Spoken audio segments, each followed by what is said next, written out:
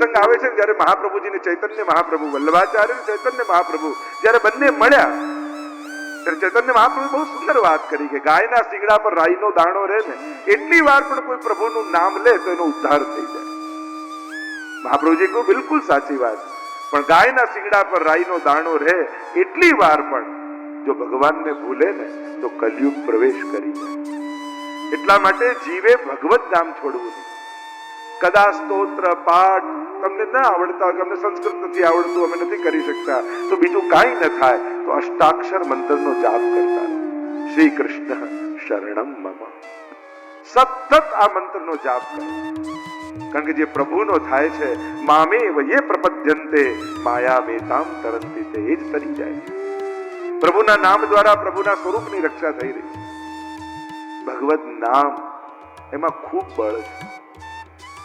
આગળ એકવાર યશોદાજી દોડતા દોડતા દોડતા આવ્યા નંદ બાબા પાસે. બાબા બધાઈ છે, બધાઈ છે, મોટો ઉત્સવ કરો, બધાને બોલાવો, પ્રસાદ લેવડાવો. થયું શું? અરે આપણા લાલાને પડખું ફેરવ્યું. આ વૈષ્ણવોને તો ઉત્સવ કરવાના બહાનાઓ જોઈએ. આનો જન્મદિવસ છે, પાઠ કરાવો, આજે આ છે, આજે ઉત્સવ કરાવો, આજે વૈષ્ણવને બોલાવો. જેનું મન મનોરથોથી સદા સમૃદ્ધ હોય ને, ભરેલું હોય ને, એ જ વૈષ્ણવ છે. અને મનમાં અલૌકિક મનોરથો રાખશો તો જીવનમાં પ્રસન્નતા રહેશે. અને જો ઉત્તમ વિચારો મનમાં નહીં રાખો તો આ સંસારની ચિંતાઓ તમારા જીવનને કોરી ખાશે. સારું નહીં વિચારો તો ખોટો વિચાર આવવાનો જ છે. સારું નહીં કરો તો ખરાબ થવાનું જ છે. એટલા માટે મનને ઉત્તમ મનોરથોથી સદાય સમૃદ્ધ રાખો. મનમાં કોઈ ને કોઈ મનોરથો વિચારી રાખો, જેથી મન પ્રભુ સંબંધી વિચારો સાથે બંધાયેલું રહે. અહીંયા બધા જ બ્રજવાસીઓને બોલાવ્યા છે, બધી તૈયારીઓ કરી છે, અને બધા જ યશોદાજી કાર્યમાં વ્યસ્ત હતા. એટલે ગાડા નીચે એક પલ્લું બાંધી, કપડું બાંધી પલ્લું બનાવ્યું, લાલનને એમાં પધરાવ્યા. અને હવે જે સામગ્રી બનાવતા જાય એ સામગ્રી ઘડામાં ભરી ભરીને ગાડા ઉપર પધરાવતા જાય, શકટ ઉપર પધરાવતા જાય. શકટ એટલે સંસાર. બંને પૈડા સ્ત્રી અને પુરુષ. અને એ સંસાર રૂપી શકટમાં લૌકિક રસોને ઉપર રાખે અને ભગવાનને નીચે રાખે તો ભગવાનને ગમતું નથી. પ્રભુને થયું અરે મને નીચે ને લૌકિકતાને ઉપર. શકટાસુરે પ્રવેશ કર્યો શકટમાં, પ્રભુએ ચરણનો સ્પર્શ કરાવ્યો, શકટનું ભંજન થયું, બધા જ રસો ઢોળાઈ ગયા અને બ્રજવાસીઓ દોડતા આવ્યા, લાલનને ગોદમાં લઈ લીધા. મહાપ્રભુજી આજ્ઞા કરે છે, શકટ ભંજનની લીલા દ્વારા ઠાકોરજીએ વ્રજભક્તોની લૌકિક આસક્તિનો નાશ કર્યો છે. જે લૌકિક આસક્તિ લૌકિક વ્યવહારમાં હતી, પ્રભુએ લૌકિક વ્યવહાર છોડાવી અને મન ઠાકોરજીની સેવામાં જોડી. ઠાકોરજી એક અસુરોને મારશે ને, એ અસુરોને નથી મારવાના, ભક્તોના હૃદયમાં રહેલી આસુરી વૃત્તિઓને મારવાના. જે અસુરો છે એ કેવલ અસુર નથી, વૈષ્ણવ અને વ્રજભક્તોના મનમાં રહેલી આસુરી વૃત્તિઓના મૂર્તિમંત સ્વરૂપો છે. જેમ પૂતનાને મારી તો એ અવિદ્યાનું સ્વરૂપ હતું, વ્રજભક્તોની અવિદ્યા મારી નાખી ભગવાન. એ ધેનુકાસુરને મારશે તો એ દેહાધ્યાસનું સ્વરૂપ છે, વ્રજભક્તોના દેહાધ્યાસને મારી નાખશે. ભગવાન કાલિયનાગનું દમન કરશે તો એ ઇન્દ્રિયાધ્યાસનું પ્રતીક છે, વ્રજભક્તોની ઇન્દ્રિયોનું દમન ઠાકોરજી કરશે. આમ આપણે ત્યાં આ જેટલા અસુરો છે એ આસુરી વૃત્તિઓ છે અને ભગવાન એનું મર્દન કરી રહ્યા છે. પ્રભુ યશોદાજીની ગોદમાં હતા, યશોદાજી નંદાલયના ચોકમાં બિરાજેલા છે. એટલામાં તૃણાવર્ત વંટોળિયાના રૂપમાં આવ્યો અને ધૂળની આંધી ઉડતી વંટોળિયાના રૂપમાં આ તૃણાવર્ત આવ્યો અને એને થયું કે પ્રભુને ઉપાડી જાઓ. અને ઠાકોરજી એટલું ભાર વધાર્યો પોતાનો કે યશોદાજી ઉચકી ન શક્યા અને લાલનને નીચે પધરાવી દીધા. અને નીચે પધરાવી દીધા એટલે તૃણાવર્તને થયું કે હવે મોકો છે.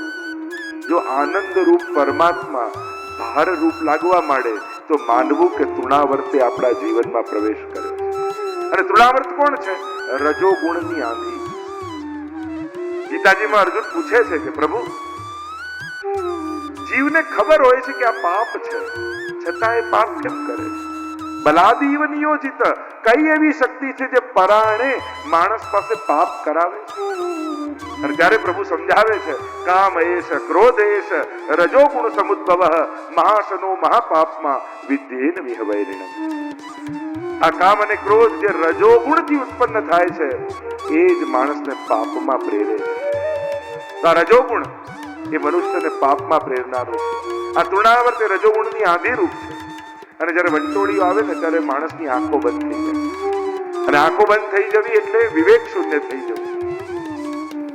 પ્રભુએ તૃણાવર્તનો ઉદ્ધાર કર્યો છે, અને તૃણાવર્તનો ઉદ્ધાર કરી વિતૃષ્ણા સંપાદિત કરી વ્રજભક્તો. આમ અનેકવિધ પ્રકારની લીલા પ્રભુ કરી રહ્યા છે. વસુદેવજીએ પોતાના પુરોહિત ગર્ગજીને મોકલ્યા વ્રજમાં, કે વ્રજમાં જાઓ અને મારા બાળકોના નામકરણ કરીને આવો. અને ગર્ગજી આવ્યા વ્રજમાં. નંદ બાબાને મળીને વાત કરી કે વસુદેવજીના બાળકનું નામકરણ કરવાનું છે, તો સાથે સાથે તમારા બાળકનું પણ નામકરણ કરી દઈએ. નંદ બાબા કહે, અરે તમે કંસ રાજાના પુરોહિત અને તમે અમારા બાળકનું નામકરણ કરો ને કંસને ખબર પડે તો નારાજ થાય. ગર્ગજી કહેવા લાગ્યા કે કોઈને ખબર નહીં પડે એ રીતે આપણે ગૌશાળામાં નામકરણ કરીશું. બીજા દિવસે બધી જ તૈયારીઓ કરી છે. યશોદાજી લાલનને ગોદમાં લઈને બિરાજ્યા, રોહિણીજી દાઉજીને ગોદમાં લઈને બિરાજ્યા, અને નામકરણ વિધિ થઈ રહી. જો આપણે ત્યાં 16 સંસ્કાર છે, 16 સંસ્કાર. હિન્દુ ધર્મ યા સનાતન ધર્મ અન્ય ધર્મો કરતા એની વિશેષતા શું, કઈ રીતે આપણે વિશેષ છીએ, કોને કહેવાય સનાતન ધર્મ? લક્ષણો તો ઘણા છે, પણ પ્રધાન 3 લક્ષણ આપી શકાય. એક, જે વેદને માને. વેદ નો જે આપણે ત્યાં નાસ્તિક ભગવાનને ન માને એને નાસ્તિક નથી કહેતા, વેદને ન માને એને નાસ્તિક કહીએ. શાસ્ત્રોમાં 6 આસ્તિક દર્શન ને 6 નાસ્તિક દર્શન. એટલે વેદનો જે સ્વીકાર ન કરે એને નાસ્તિક કહેવામાં આવે. તો વેદને માને. બીજું 16 સંસ્કારોને જે માને. જો આપણે ત્યાં જન્મથી લઈને અંત સુધી 16 સંસ્કાર, એટલે કે પ્રાકૃતને સંસ્કૃત બનાવવામાં આવે, એની ઉપયોગિતા સિદ્ધ કરાવવામાં આવે. સાદું લાકડું હોય વૃક્ષ એ પ્રાકૃત કહેવાય, એની કુર્સી બનાવ તો એને સંસ્કૃત કર્યું કહેવાય, એને સંસ્કાર કર્યા કહેવાય, એની ઉપયોગિતા સિદ્ધ કરી કહેવાય. તો 16 સંસ્કારમાં જે માને. અને ત્રીજું, જે પુનર્જન્મમાં માને.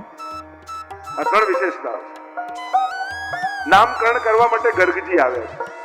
જો આપણે પ્રાચીન શાસ્ત્રોમાં જોઈએ તો બાળકોના નામકરણ ગુરુદેવ કરતા, પુરોહિત કરતા.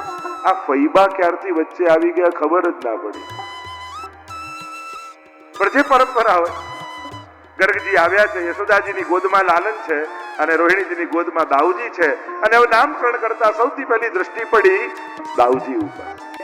જો આપણે ત્યાં દાઉજીની પણ વિશેષતા માનવામાં આવે છે. જેમ પ્રભુ છે, પ્રભુ રૂપ જ દાઉજીને માનવામાં આવે. અને સૌરાષ્ટ્રમાં તો ઘણી જગ્યાએ દાઉજીની હવેલીઓ પણ છે. એમ ગૌર વર્ણના દાઉજી છે, પણ પુષ્ટિ માર્ગીય પરંપરામાં શ્યામ વર્ણના દાઉજીની સેવા થાય, કે જે દાઉજીમાં ભગવદ આવેશ થયેલો છે એ દાઉજી સેવ્ય છે એમ માનવામાં. જેમ શ્રીનાથજી બાબાનો ડાબો હાથ ઊંચો હોય ને, એમ દાઉજીનું સ્વરૂપ હોય એમાં જમણો હાથ ઊંચો હોય. અને વ્રજમાં પણ દાઉજીના મંદિરો છે, ધોકા દાઉજી આદિ. દાઉજીની પણ વિશેષતા, એમણે પણ રાસ કર્યો છે, અને ઘણી બધી ચર્ચાઓ દાઉજી પર પણ કરવામાં આવે છે. હવે દ્રષ્ટિ પડી પ્રભુ ઉપર. મોટા મોટા કમળ જેવા નેત્રોને ડબડબાવતા ગર્ગજીની સામે ઠાકોરજી જોવા લાગ્યા, અને પ્રભુની દ્રષ્ટિ પડતા જ ગર્ગજી સમજી ગયા કે આ કોણ છે, અને બોલ્યા,